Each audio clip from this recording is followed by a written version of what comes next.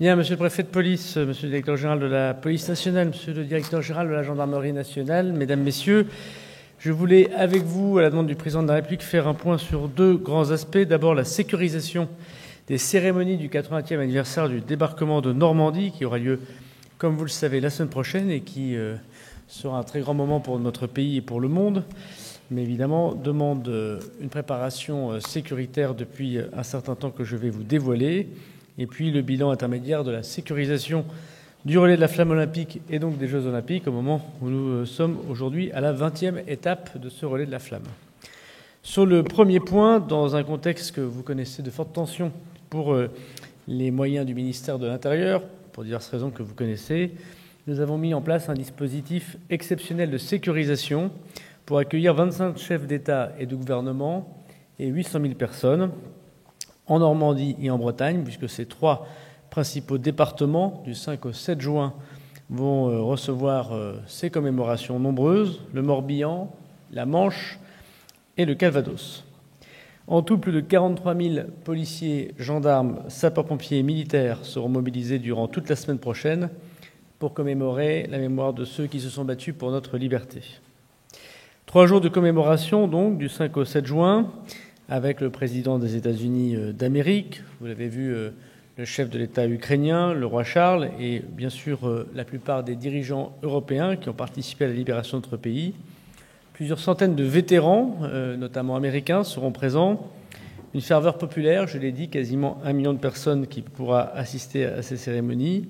Et je tiens d'ailleurs à remercier non seulement les préfets et leurs agents de ces 3 départements, mais les habitants de Normandie et de Bretagne, pour leur patience et leur accueil, eux qui connaissent évidemment tout ce que nous devons aux soldats de la liberté pour notre libération.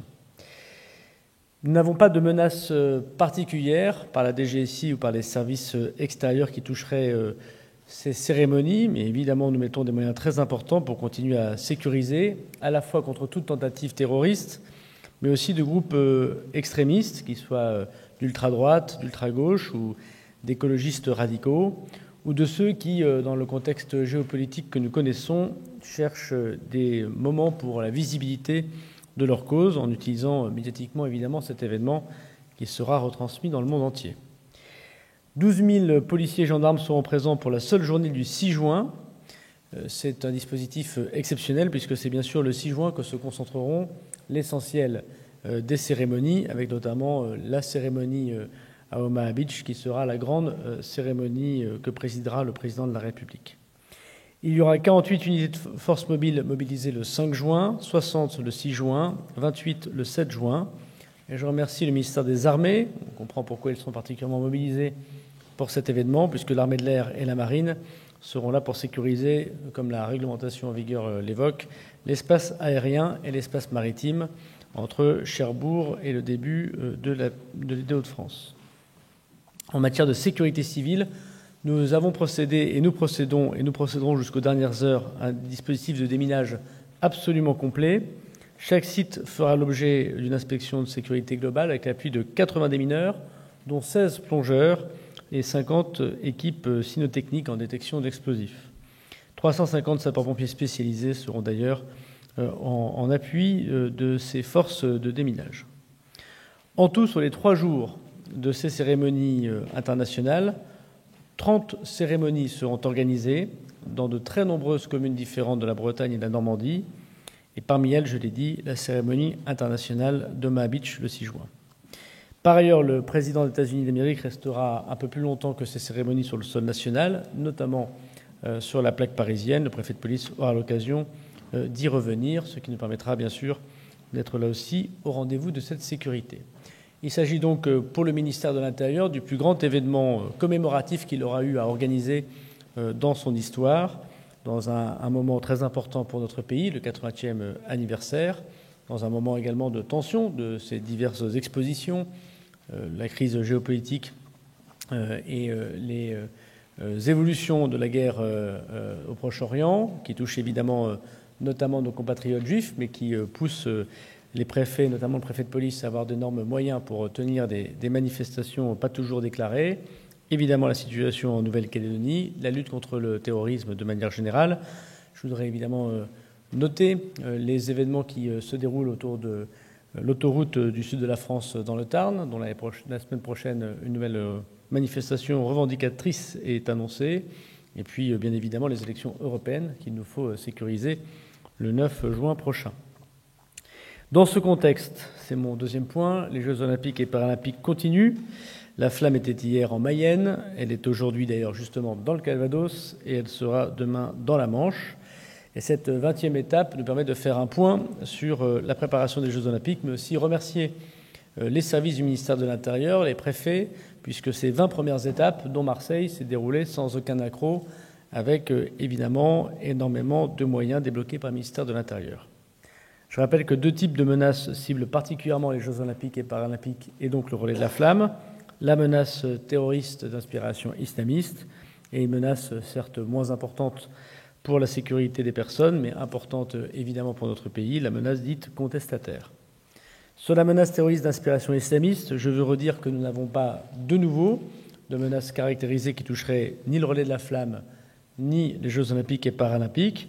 Mais il faut évidemment regarder ces événements médiatisés comme offrant des opportunités pour ceux qui voudraient passer à l'acte, à la fois des profils endogènes, j'y reviendrai, dans un contexte international extrêmement tendu, mais aussi pour des organisations terroristes qui ciblent les démocraties occidentales, comme elles l'ont fait évidemment récemment en Russie ou dans d'autres territoires européens.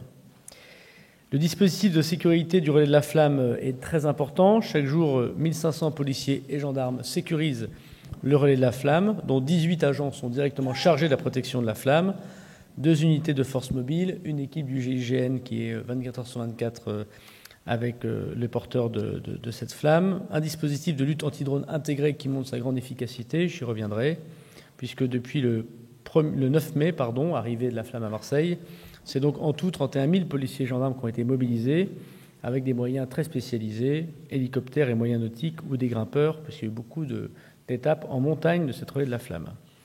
Le succès de cette cérémonie, pour l'instant, est total, puisque à Marseille, 200 000 personnes ont pu accueillir la flamme, je crois, dans des conditions qui ont montré l'efficacité des services de renseignement et de sécurité de notre pays. Et plus d'1 million de personnes ont pu assister depuis ces 20 premières étapes au passage au relais de la flamme et aux cérémonies dites du chaudron qui se tiennent tous les soirs dans toutes les communes de France. Cependant, les actions de contestation et de menaces ont été nombreuses, elles ont toutes été déjouées. Le ministère de l'Intérieur compte 115 actions de contestation qui ont toutes été entravées, 98 d'actions de voie publique, notamment des manifestations contestataires, ou de visibilité médiatique, par exemple le déploiement de banderoles.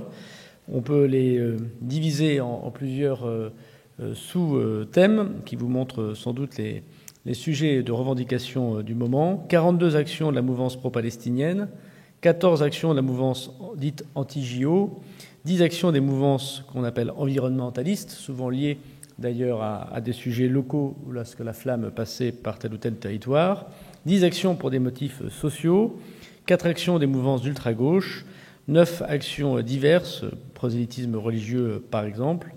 Il y a eu 11 faits isolés, nous pensons à des jets de projectiles directement sur les relayeurs, 3 ports d'armes prohibés pour des gens qui étaient dans le périmètre stricto sensu de la flamme et 3 tentatives d'intrusion dans la boule de sécurité du relais. 78 individus qui ont souhaité perturber ce relais de la flamme ont donc été interpellés par les services du ministère de l'Intérieur et présentés devant la justice, mais aussi 31 drones suspects ont été interceptés. L'intégralité des drones ont été, les drones non amis, ont été interceptés par les services du ministère de l'Intérieur. Par ailleurs, à ma demande, et comme j'en rends compte à chaque fois, le nombre de mesures administratives pour empêcher des personnes que nous savons dangereuses, mais qui n'ont pas été condamnées ou qui ont fini leur condamnation judiciaire pour terrorisme, a fortement augmenté dans chacun des départements. 80 MICAS, puisque c'est comme ça qu'elles s'appellent, sont actuellement en cours. Elles montrent leur efficacité puisque 3 individus particulièrement dangereux ont été interpellés parce qu'ils ne respectaient pas ces mesures individuelles administratives. Et donc, ils ont donc été interpellés au moment où ils ont quitté l'endroit géolocalisé où ils devaient être. 2 en Gironde et 1 dans le Maine-et-Loire. Et il y a par ailleurs une affaire ailleurs que dans ces 2 départements, mais qui a été judiciarisée par le parquet national antiterroriste. Et je laisserai donc le procureur antiterroriste l'évoquer s'il le souhaite devant la presse. J'ai demandé par ailleurs, comme je le fais désormais chaque jour à midi, je tiens une réunion de sécurité tous les jours à midi, soit moi-même, soit mon directeur de cabinet, au préfet, donc de renforcer les mesures d'entrave à l'approche de la fin du relais de la flamme et des Jeux olympiques et paralympiques. Pour les Jeux olympiques et paralympiques, la préparation continue. À ce jour, il y a eu 415 000 enquêtes. Nous sommes à la moitié des enquêtes administratives qui ont été conduites et qui mènent à exclure 1618 personnes du fonctionnement des Jeux olympiques et paralympiques. Parmi ces 1618 personnes, 52 fichiers S qui se répartissent comme suit. Une trentaine d'ultra-gauche, une dizaine d'ingérences étrangères, une dizaine, 8 exactement, d'islamisme radical et 7 d'ultra-droite. 695 personnes ont par ailleurs été exclues du fonctionnement des Jeux olympiques en raison de leur antécédent judiciaire. Plus spécifiquement, sur le relais de la flamme, nous avons écarté 33 relayeurs et 31 prestataires de services au profit des cérémonies du chaudron qui se tiennent tous les soirs. Et enfin, le préfet de police pourra vous donner d'amples explications. Mais en ce qui concerne le déroulement à Paris, je pense que les Parisiens voient ce qui relève de la mairie de Paris et du comité d'organisation des Jeux olympiques dans le montage d'un certain nombre de tribunes et de circulations qui ne dépendent pas du ministère de l'Intérieur qui ont été coupées pour effectuer ces montages, notamment de tribunes et d'accueil des Jeux olympiques. Le préfet de police a donc pris les mesures administratives qui permettent de constater un périmètre particulier antiterroriste pour la cérémonie d'ouverture et pour les diverses cérémonies qui ont lieu en plaque parisienne. Je rappelle qu'il faut un laissez-passer numérique gratuit absolument nécessaire qui est disponible sur la plateforme passe-jeux.gouv.fr. Cette plateforme est ouverte avec succès depuis le 10 mai. Les personnes concernées doivent fournir les informations et un justificatif d'accès au périmètre qui, grosso modo, est celui de la Seine et autour de la Seine.